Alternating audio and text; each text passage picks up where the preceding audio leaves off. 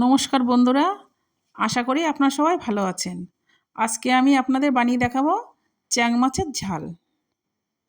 এখানে আমার চ্যাং মাছ আছে। চ্যাং মাছের লবণ হলুদ দিয়ে আমি ভালো করে মেখে নেব।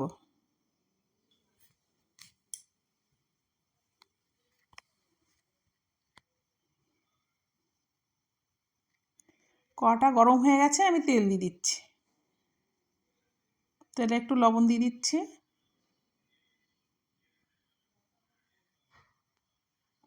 এর আমি একে একে মাছগুলো দিয়ে দেবো।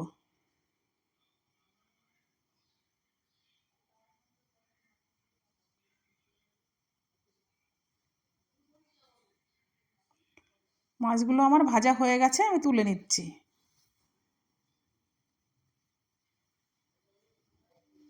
এখানে আমার একটা পেঁয়াজ আছে, আমি দিয়ে দেবো। দিয়ে আমি নেড়েচেড়ে লাল করে ভেজে নেব।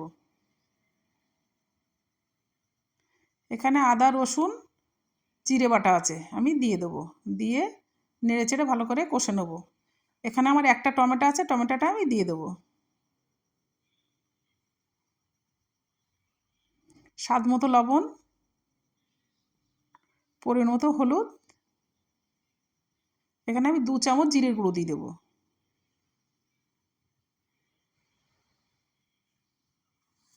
2 চামচ লঙ্কার গুঁড়ো দিয়ে দেবো। দিয়ে মশলাটা আমি নেড়েচেড়ে ভালোভাবে কষে নেব।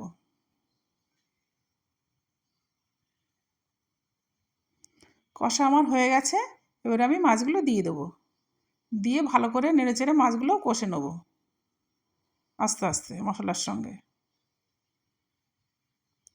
কষা আমার হয়ে গেছে, এবার আমি পরিমাণ মতো জল দিয়ে দেবো।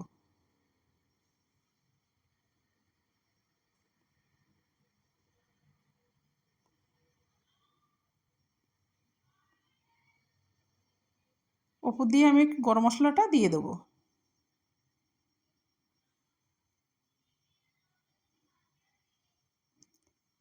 রেডি হয়ে গেছে আমার চ্যাং মাছের ঝাল।